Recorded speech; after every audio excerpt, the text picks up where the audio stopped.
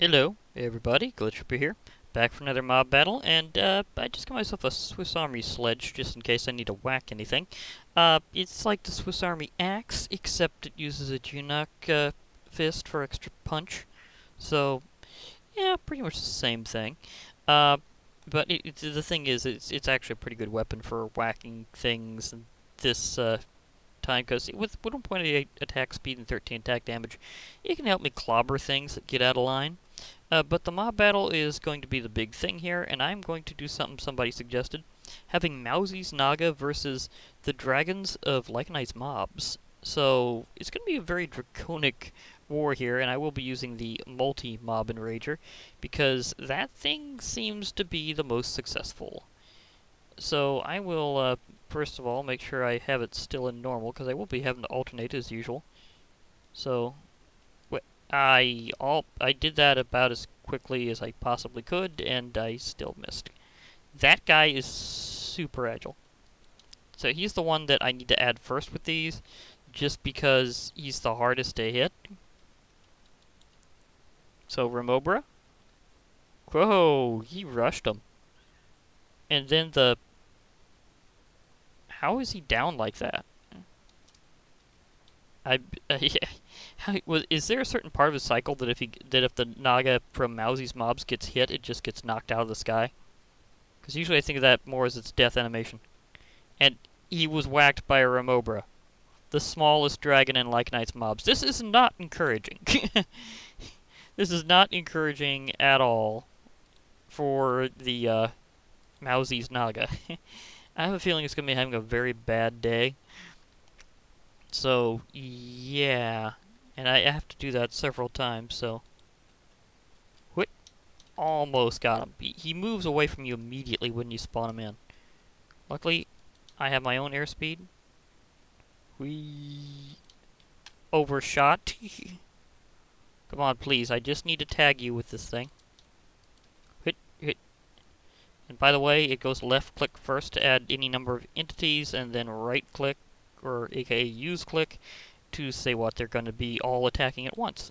So, it can be useful for one-on-one, and it can be useful for full groups, and wow, that guy flew around a lot faster than I expected. Normally he kind of just sits there for a while.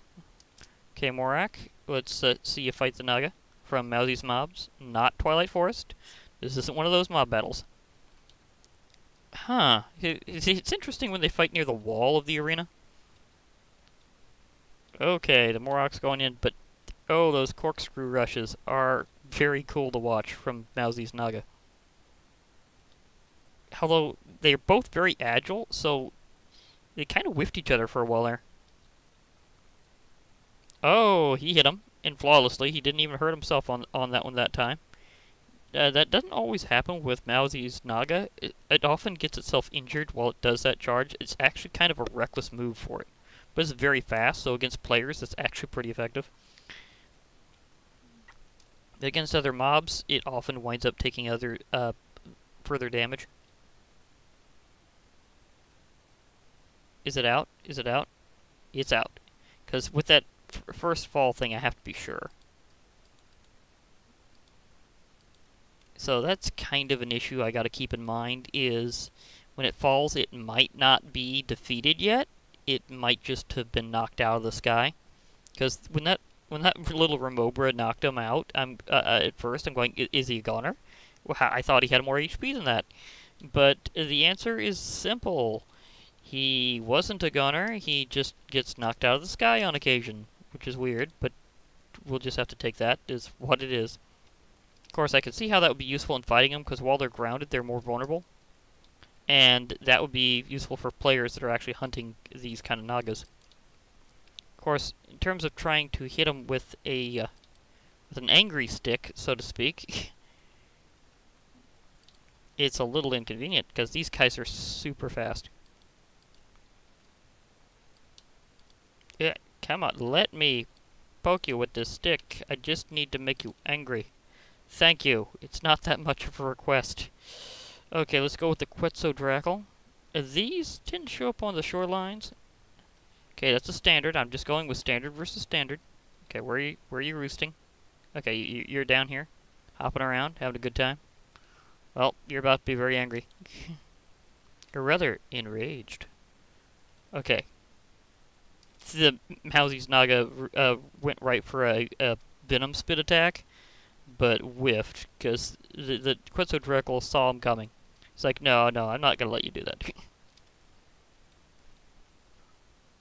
That Venom Spit is very dangerous. It's more like toxic gas. So, it's a breath weapon of poison, really. Oh, perfect Corkscrew Rush. Fine form we have here. But the Quetzal has a lot of health. So you're going to have to keep that up. It does, however, have to get above the Naga from Mowzy's mobs in order to use its main attack. Because the Quetzal has... Or Quetzal has... Oh, it's weirding out, but it is, in fact, attacking him. But that's what it does. Is it gets a grip on its opponent and then keeps kind of squeezing. I think the Quetzal just a moment. Yeah, it just won. It's just way up there. So that was weird. I guess if it grips something very, very far up, then it might not render correctly. I don't know all the details of that one, but we just witnessed it, so I'm thinking that was probably a minor bug. I'm not sure if Lycanite's gonna need to fix that, or if it's just something that the rendering engine just has trouble with, or what. So that's got some questions. Okay, I got it on normal, so I can try this again. Can I get a... Oh, I overshot. That would have been the perfect time to tap him. But nope. I mean, this thing is super fast. Ah, I got you the second run. I got you the second run. Because I gotta unleash the cockatrice from Lycanite's mobs. I gotta try all the dragons. A violet cockatrice. I'd rather start off with defaults to know how things would go normally. I mean, obviously the supercharged versions will have a bit of an edge, mainly because they're usually just so much tougher. Let's see, what do we got? Okay, now we got a nice standard one. So, okay, you big giant draconic chicken. Let's see how things go. You're facing a very toxic creature. That just whiffed. Good poison. Oh! Okay, that hit flawlessly, though. Didn't hurt himself. Oh! Okay, he hit during that part of the cycle. That was definitely it. Okay, he's keeping him down. I saw this go very differently before, so I know for a fact that I might want a round 2 if he keeps him on the ground, because that's something I did not see before. I was just trying to see if it would work. But, oh, that mid-air corkscrew rush hit pretty well. And that one was flawless. But can he make up for it? Well, thing is, Mowzy's Naga has an issue with shooting upwards. It shoots downwards and sometimes even straight forwards pretty well. But whenever it uses its ranged attack, it doesn't do it very well up. So it doesn't know how to arc upwards to hit an opponent above its head. And it was just knocked down. Oh! That's another thing about that, is they take fall damage too. Okay, I see where that's going. I think I'm going to have a round 2 against the cockatrice spontaneously. Because that went so quick. And I really think it could have went another way pretty quickly. Oh, I finally got him before he took off. Yes! That was excellent. Oh, and now he hit him with poison directly. And they're already both majorly in the air. So this has already gone to full air battle with no stuck on the ground routine. But if Mowzy's Naga takes a hit that would knock him out of the air, then he'll probably take enough fall damage to just get flatlined.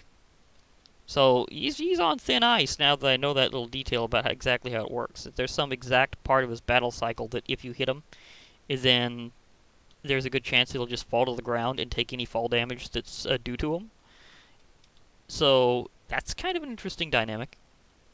I haven't actually fought a Mowzy's Naga yet in survival, just saying. So I kind of learned that from the mob battle. It's yet another reason why I like doing mob battles, is seeing how they fight and what their strengths and weaknesses are. And this, so it's not just mob versus mob. It's also the idea of what will happen if you deal with a player. And he's out. He just took that one shot from the sky. He did. He did. He did a decent amount of damage to the cockatrice first. That's for sure. But then it just nailed him and sent him down. He was actually making a lot more progress, in a way. Like, I think overall that Mowzy's Naga deals more damage to the cockatrice than vice versa. So what I'm going to do is I'm going to burrow downward and have round 3. Because I want to see what would happen if I gave this fight a ceiling.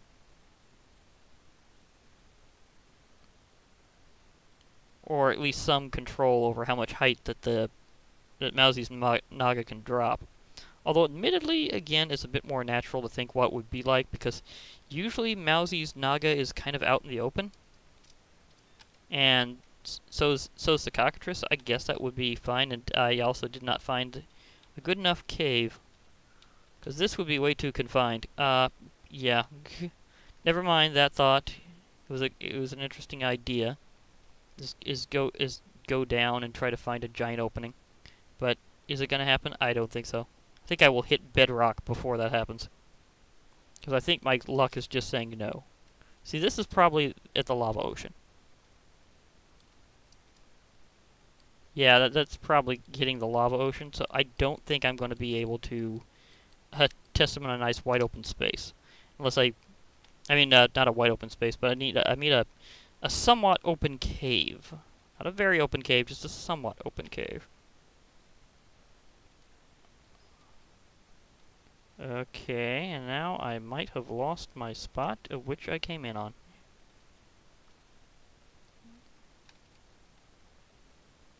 Yeesh, that's a problem.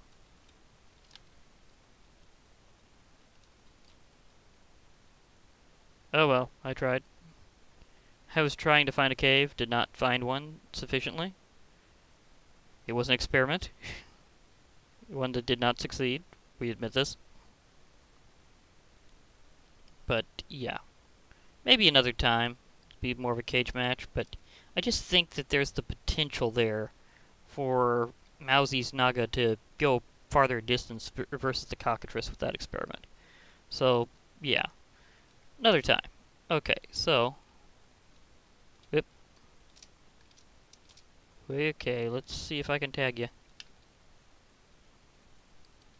Almost. I think I overshot. That time I got it. The Ignibiss, on the other hand, I am very much expecting this will go by super fast, because the Ignibiss is just awesome. I mean, it's a total killing machine. This thing is meant for war, and it knows it. It's also a natural firebender, so one good barrage, and it is just over. Also, that poison attack totally whiffed. Oh, just got nailed. Goodbye. Sorry. Sorry, Mowzy's Naga. That was just terribly one-sided. Because it just knowing how strong this guy is insane. I mean, seriously. Well, on the other hand, I'm impressed he actually dealt 1 point of damage to the Ignibiss before he got nailed. So, yeah. That happened. Okay. Well, we can tell out of that group which the best dragon is. Maybe at some point I can do a bit more with the Ignibiss versus Ice and Fire Dragons than I had before, because I'm wondering just how they compare in some ways. I've done that kind of before, but not, like, fully.